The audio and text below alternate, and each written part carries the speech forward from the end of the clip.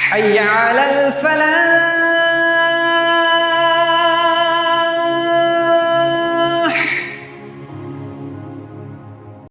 نحمد و نصلی علی رسول الکریم وعلی آلہ وصحبہ اجمعین، اما بعد۔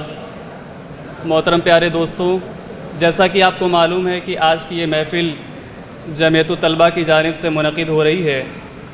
اس میں فن خطابت اور اس کے آداب کے موضوع پہ حضرت مولانا طاہر مدنی فلاحی صاحب کا خطاب عام ہوگا۔ تو میں اس محفل کا باقاعدہ آغاز کرنے کے لیے برادر توحید کو دعوت دیتا ہوں کہ وہ آئیں، عارض توحید کو دعوت دیتا ہوں کہ وہ آئیں اور ہمارے سامنے قرأت پیش کریں۔ اعوذ باللہ من الشیطان الرجیم،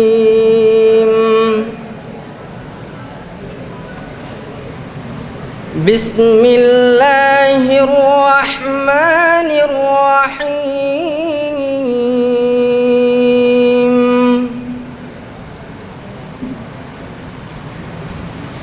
یا أيها الذين آمنوا اتقوا الله وآمنوا برسوله يؤتكم كفلين من رحمته ويجعل لكم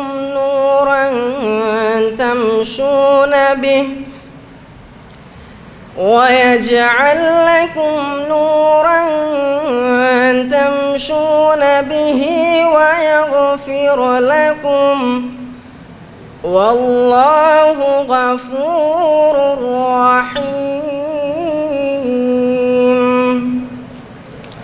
لئلا يعلم أهل الكتاب ألا يقدرون على شيء من فضل الله وأن الفضل بيد الله يؤتيه من يشاء والله ذو الفضل العظيم۔ صدق اللہ العظیم۔ جزاک اللہ خیرہ۔ یہ تھے عارض توحید درجہ عربی پنجم سے، جو ہمارے سامنے بہترین انداز میں قرأت پیش کر رہے تھے۔ تو جیسا کہ آپ جانتے ہیں کہ ہم امت وسط ہیں اور اللہ تعالیٰ نے ہمارے قادوں پہ مختلف ذمہ داریاں عائد کی ہیں۔ ہمارے اوپر یہ ذمہ داری ہے کہ ہم غیر مسلموں کو اسلام کی دعوت دیں اور مسلمانوں کی اصلاح و تربیت کا فریضہ انجام دیں، امر بالمعروف اور نہی عن المنکر کی ذمہ داری کو ادا کریں، اور اسی طریقے سے اسلام کا پرچم دنیا میں بلند کریں۔ اسلام کی ترجمانی ہماری ذمہ داری ہے۔ تو ان ذمہ داریوں کو انسان بخوبی اسی وقت انجام دے سکتا ہے جبکہ وہ خطابت کے فن کے اوپر مہارت رکھتا ہو، اس کے اندر اتنا ملکہ ہو کہ مدلل انداز میں، مؤثر انداز میں اپنے پیغام کو رکھ سکتا ہو، گفتگو کا سلیقہ رکھتا ہو۔ لیکن یہ سلیقہ اور یہ ملکہ انسان کے اندر یوں ہی پیدا نہیں ہوتا، بلکہ اس کے لیے محنت شرط ہے، اور محنت کے ساتھ ساتھ کچھ اصول و ضوابط اور کچھ آداب ہیں جن کا لحاظ کرنا ضروری ہوتا ہے۔ تو آج ہم یہ جاننے کی کوشش کریں گے کہ وہ کون سے آداب ہیں، کون سے اصول ہیں جن کا لحاظ کر کے ہم ایک اچھے خطیب بن سکتے ہیں، اور کن چیزوں میں ہمیں اپنے اندر محنت کرنے کی صلاحیت ہونی چاہیے۔ تو میں اسی موضوع کے اوپر، فن خطابت اور اس کے آداب کے موضوع پہ حضرت مولانا طاہر مدنی صاحب کو دعوت دیتا ہوں کہ وہ آئیں اور ہمارے سامنے اس کی وضاحت فرمائیں اور ہمیں مستفید کریں۔ الحمدللہ وکفا والسلام علی عبادہ الذین اصطفیٰ، اما بعد۔ عزیز طلبہ، فن خطابت کی اہمیت بہت زیادہ ہے۔ اپنی بات مؤثر انداز سے رکھنا اور اپنے مافی ضمیر کا اظہار دلنشیں انداز سے کرنا، یہ خطابت کا کام ہے۔ اور چونکہ ہماری ذمہ داریاں مختلف نوعیت کی ہیں، دعوتی ذمہ داری بھی ہے، اصلاحی ذمہ داری بھی ہے، تعلیم اور تربیت کی ذمہ داری بھی ہے۔ تو ان ذمہ داریوں کو ادا کرنے کے لیے جہاں اور بہت سے فنون کی اور صلاحیتوں کی ضرورت ہے، وہیں اس بات کی بھی ضرورت ہے کہ فن خطابت اس کے اندر کمال پیدا کرنے کی کوشش کی جائے۔ آپ اگر مؤثر خطیب ہوں گے تو دعوت و اصلاح کا بہت سا کام اچھے طرح سے آپ انجام دے سکتے ہیں۔ اس میں دو پہلو ہیں، ایک تو کچھ چیزیں فطری ہوتی ہیں، بعض لوگ فطرتاً خطیب ہوتے ہیں، علاقوں کا بھی اثر ہوتا ہے۔ حیدرآباد وغیرہ میں دیکھتے بڑے خطیب ہیں، وہ لوگ گفتگو بھی خطابت کے انداز میں کرتے ہیں وہ لوگ، اور بہت سی چیزیں ہیں جن کو توجہ سے، محنت سے، مشق سے حاصل کر سکتے ہیں۔ تو سب سے پہلی چیز یہ ہے کہ اس کی اہمیت کو ہمیں سمجھنا چاہیے، یہ ایک اہم ترین چیز ہے، اور اس کے ذریعے سے ہم معاشرے میں بہت کچھ کر سکتے ہیں، اپنی ذمہ داریوں کو ادا کر سکتے ہیں۔ تو خطابت کے تعلق سے بنیادی چیز یہ ہے کہ ایک خطیب کے اندر کیا اوصاف ہونے چاہیے، کیا اوصاف مطلوب ہیں ایک اچھے اور مؤثر خطیب کے اندر، وہ سب سے پہلے میں آپ کے سامنے رکھتا ہوں۔ اس میں پہلا وصف یہ ہونا چاہیے کہ اس کو مطالعے کا شوق ہو اور اس کا مطالعہ وسیع ہونا چاہیے۔ جتنا مطالعہ وسیع ہوگا آپ کی خطابت اتنی ہی مؤثر ہوگی۔ آپ اگر کسی دینی موضوع پر گفتگو کر رہے ہیں تو اس میں بھی اگر آپ کا مطالعہ وسیع ہے تو بہت سی چیزوں سے مدد ملے گی۔ حالات پہ بھی آپ کی نظر ہونی چاہیے، اعداد و شمار پر بھی آپ کی نظر ہونی چاہیے، تاکہ اپنی بات کو آپ مدلل کر سکیں اور مؤثر انداز سے پیش کر سکیں۔ تو پہلی صفت کیا ہونی چاہیے کہ مطالعے کا شوق ہو اور مطالعہ وسیع ہونا چاہیے، مختلف چیزوں کا مطالعہ، یہ ایک چیز ہے۔ نمبر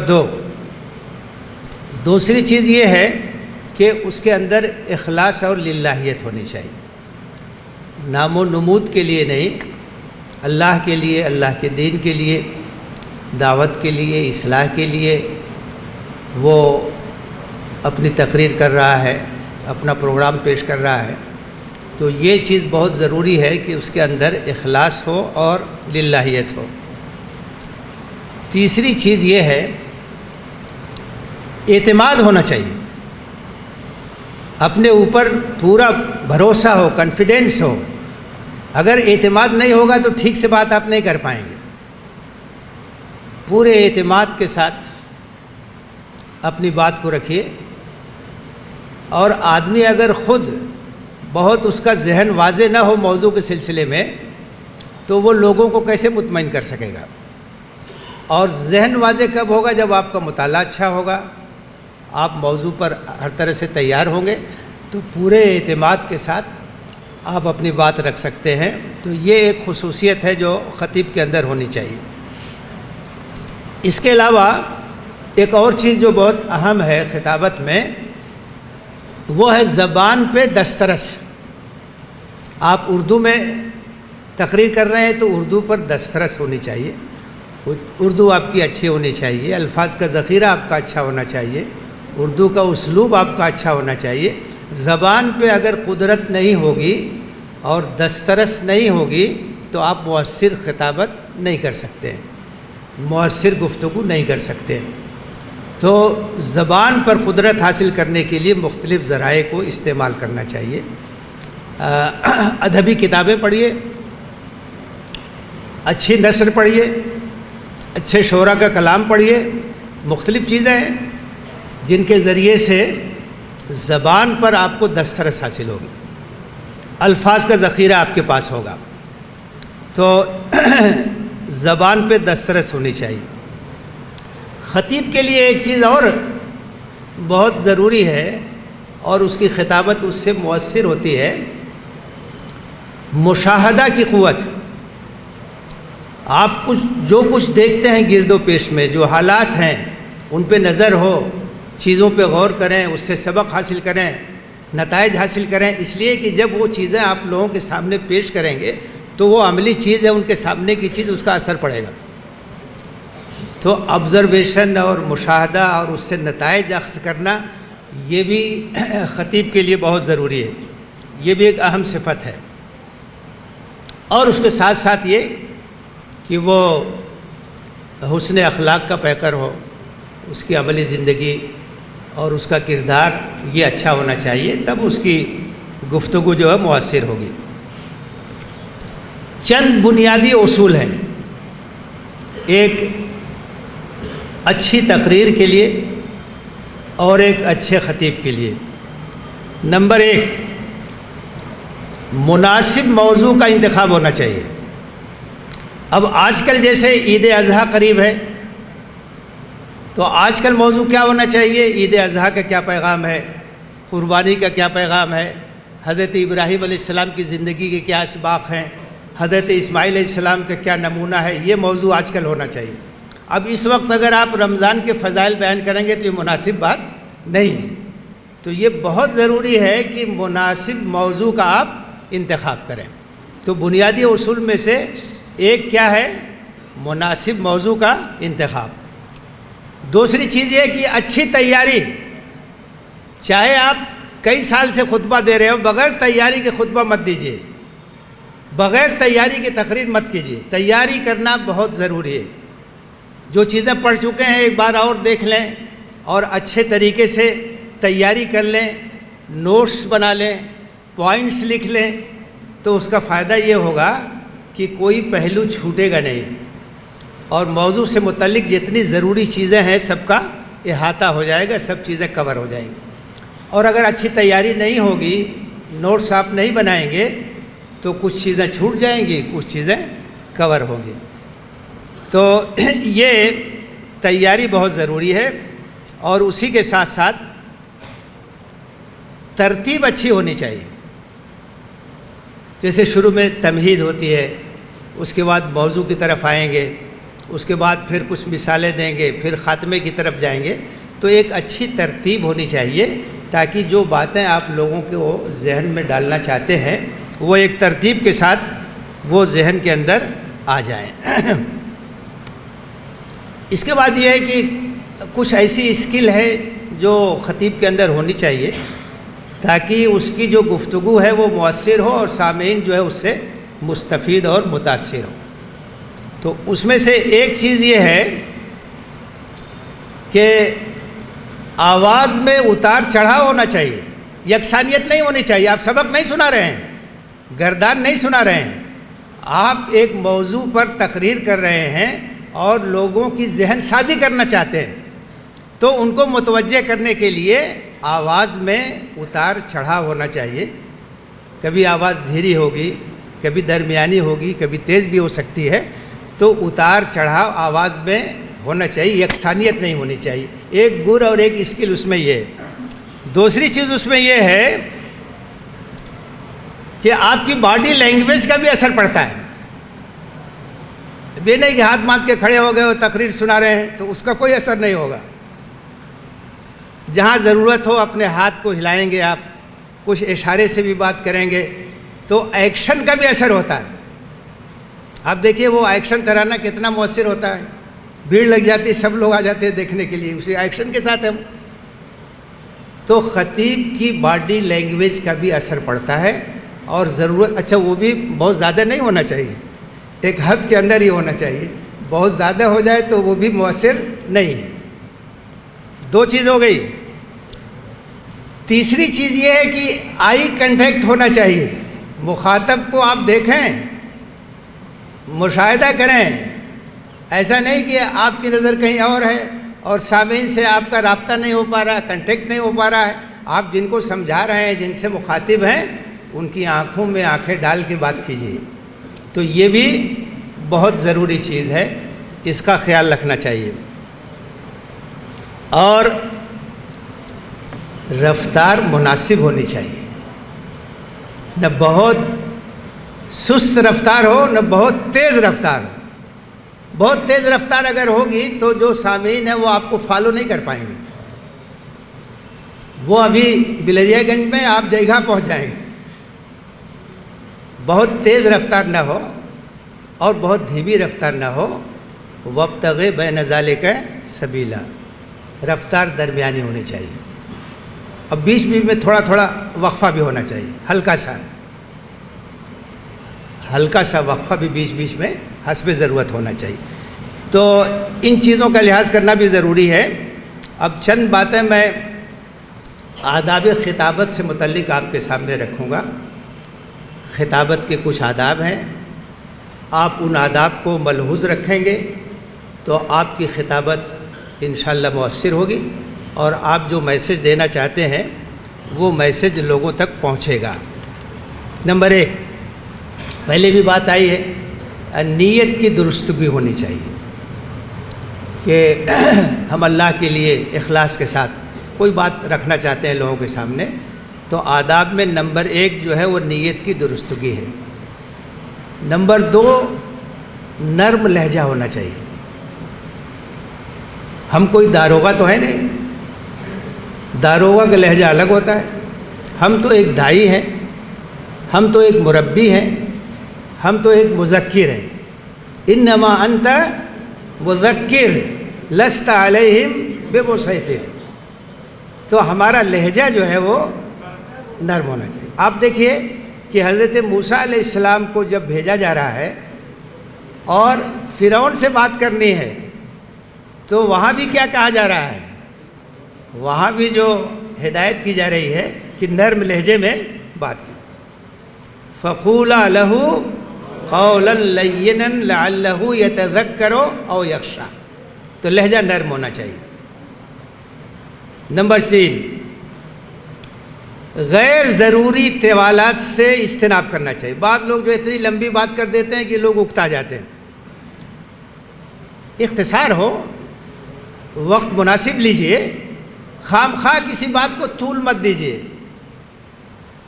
تو اس کا بھی بہت اثر پڑتا. آداب خطابت میں سے یہ ہے کہ غیر ضروری طوالت سے اجتناب اور احتراز کیا جائے.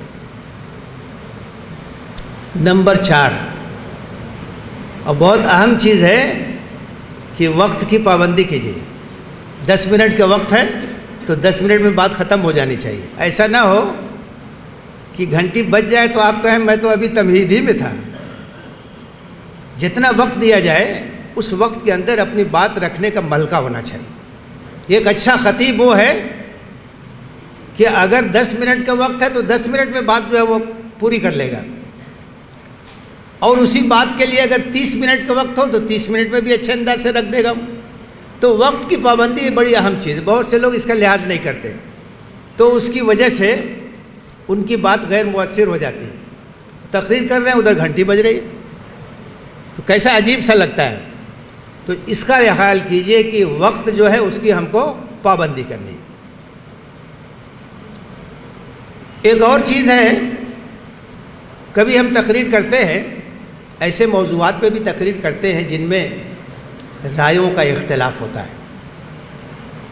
اب جیسے آج کل ایک موضوع ہے، لوگ آپ سے پوچھیں گے قربانی کے کئی دن ہیں، 3 دن ہے کہ 4 دن. تو اس طرح کے موضوعات پر جب گفتگو ہو تو اختلاف کے آداب کو ملحوظ رکھا جائے. دوسروں کی جو رائے ہے اس کا بھی احترام کیا جائے. ان کے پاس بھی دلیل ہے، ہم زیادہ بہتر اس دلیل کو سمجھتے ہیں تو اس انداز سے بات کرنی چاہیے. نہیں کہ وہ تو کچھ جانتے نہیں ہیں، وہ تو بیکار سی بات ہے، اس کی کوئی دلیل ہی نہیں. اس انداز سے بات نہیں کرنی چاہیے.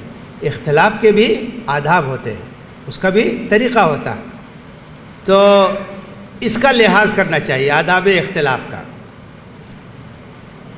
نمبر 6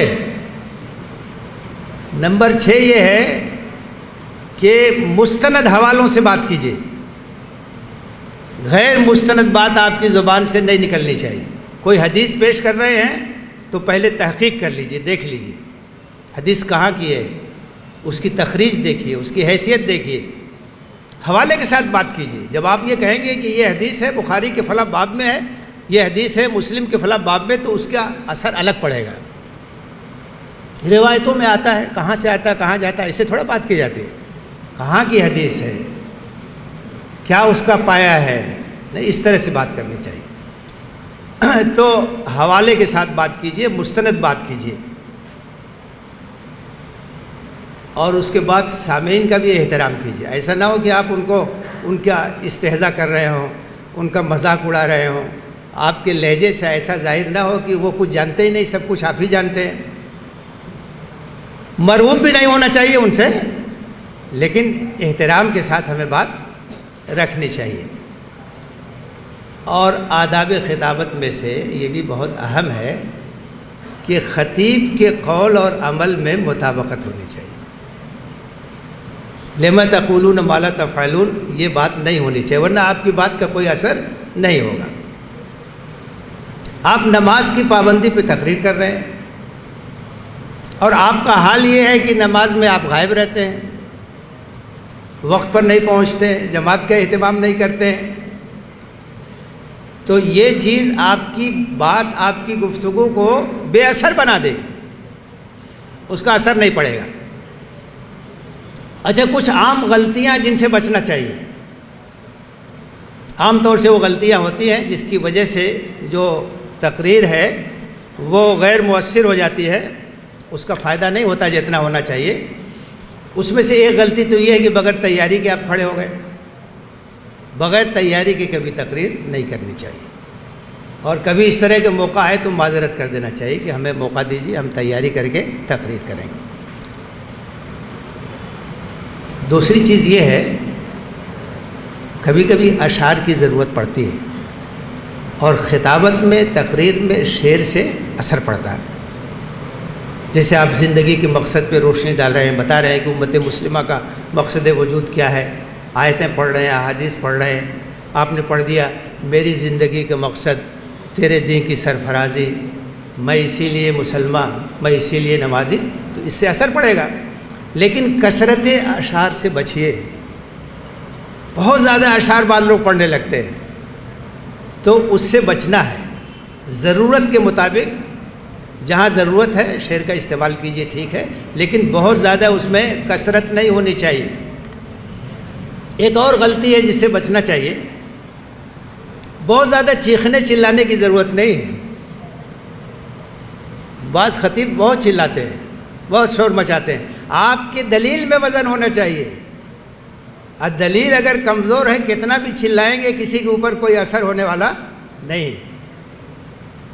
بعض لوگ سوچتے ہیں کہ ہم چلا کر اپنی بات منوا لیں گے، ایسا نہیں ہوتا ہے۔ آپ دلیل سے بات کیجئے، سکون سے بات کیجئے، چیخنے چلانے کی ضرورت نہیں ہے۔ ایک اور غلطی ہے، بہت سے ایسے مقرر ہیں جو اپنے موضوع سے ہی ہٹ جاتے ہیں۔ موضوع کچھ اور ہے، بیچ میں کہیں اور چلے گئے، اچھا اس کے بعد پھر لوٹ کے اچھا میں یہ کہہ رہا تھا۔ ادھر ادھر جانے کی ضرورت نہیں ہے، یہ دلیل ہے اس بات کی کہ آپ نے تیاری نہیں کی۔ آپ اگر تیاری کریں گے تو اپنے موضوع سے نہیں ہٹیں گے، موضوع سے متعلق بات کرنی چاہیے۔ موضوع سے ہٹنا یہ جو ہے خطیب کی ناکامی کی علامت ہے۔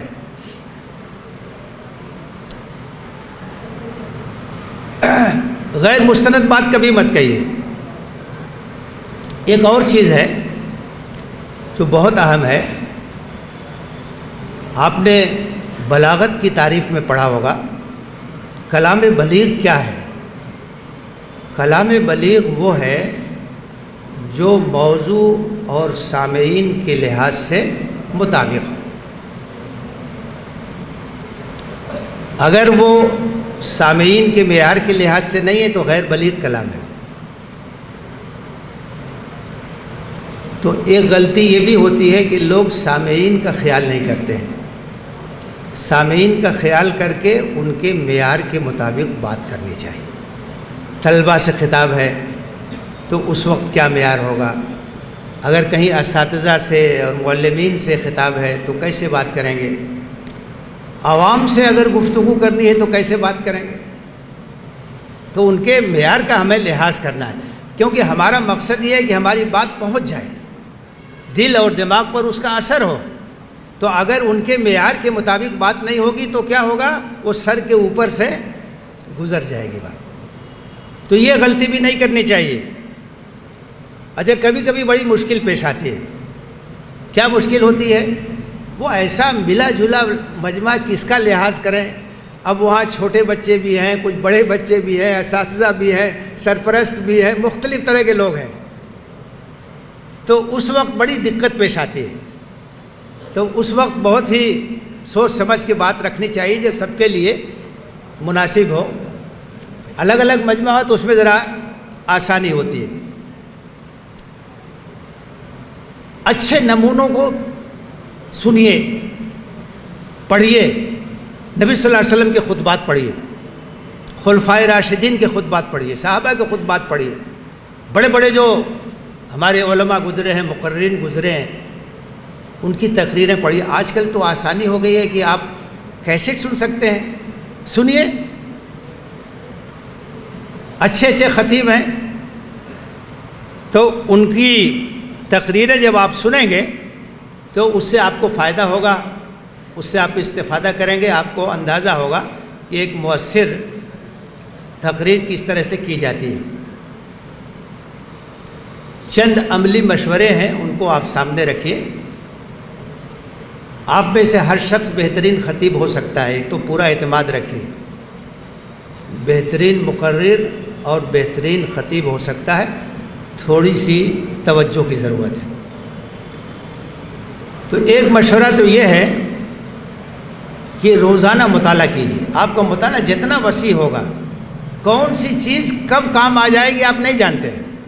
اچھا، جب مطالعے میں وہ چیزیں رہتی ہیں تو تقریر کے دوران وہ خود بخود آ جائیں گی. آپ اخبار پڑھتے ہیں تو وہ چیز بھی کام آئے گی، میگزین پڑھتے ہیں وہ چیز بھی کام آئے گی، تاریخ پڑھتے ہیں تو تاریخی مثالیں آپ کے سامنے آئیں گی، آپ کی بات اور مدلل ہو جائے گی. تو روزانہ مطالعہ کیجیے وسعت کے ساتھ. دوسرا مشورہ یہ ہے کہ اچھی تقریریں سنیے. اب تو بڑی سہولت ہے، بہت سی اچھی اچھی چیزیں آپ کو مل جائیں گی، ان کو آپ سنیے. تیسری چیز یہ ہے کہ مشق کیجیے اکیلے میں جا کر کے. باغ میں چلے گئے، درختوں کو مخاطب کر کے آپ جو ہے وہ تقریر کیجیے. کوئی فصل لگی اس کو مخاطب کر کے تقریر کی، مشق کیجیے. مشق سے بہت کچھ آدمی سیکھ لیتا ہے. شروع میں اس بات کی ضرورت ہوتی ہے کچھ تقریریں یاد کر لیجیے، لیکن یہ عادت نہیں بنانا چاہیے. یاد کر کے اگر تقریر کریں گے، جہاں کنیکشن ٹوٹا وہیں رک جائیں گے. تقریر اس طرح سے کیجیے کہ وہ پوائنٹس آپ کے ذہن میں نقش ہو جائیں، اور پھر وہ آپ کاغذ پہ پوائنٹس لکھ لیجیے.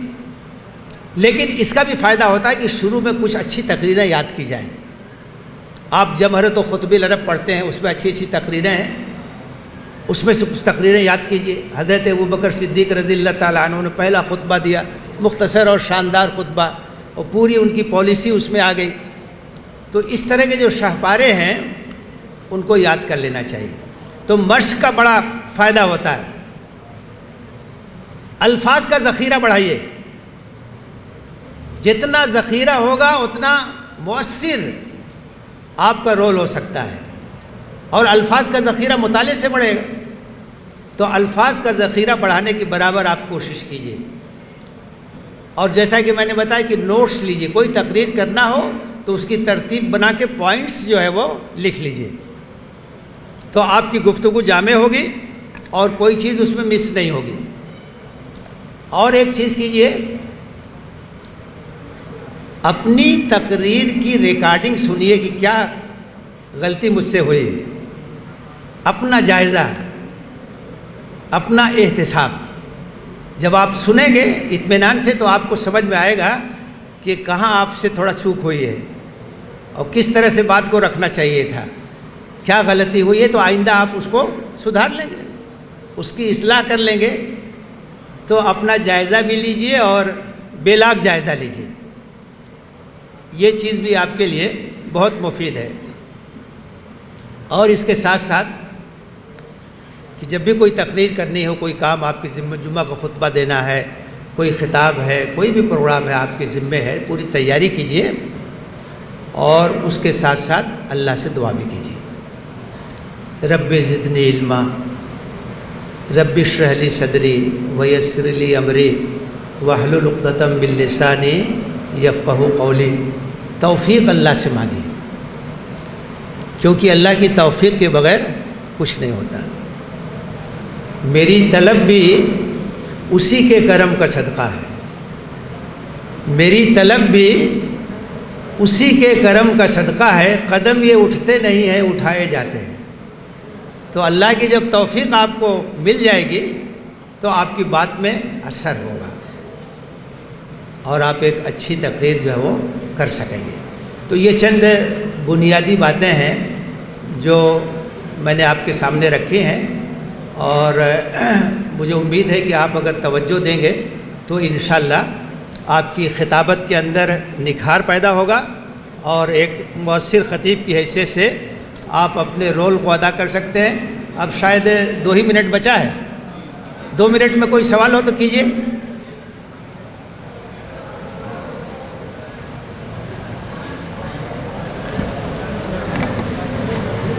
प्यारे साथियों, जैसे कि मालूम है कि जमीयतुत तलबा की जानिब से एक तकरीरी मुकाबले का इनेकाद किया गया है जो आज बाद नमाज मगरिब आपकी जामे मस्जिद में मुनक़िद हो रहा है। आप तमाम हज़रात से गुजारिश है कि उसमें शिरकत करें और मुकाबले में हिस्सा लें। आखिर में मैं मौलाना का तहे दिल से शुक्रिया अदा करता हूँ कि उन्होंने अपना कीमती वक्त निकाला और हमें मुस्तफ़ीद किया।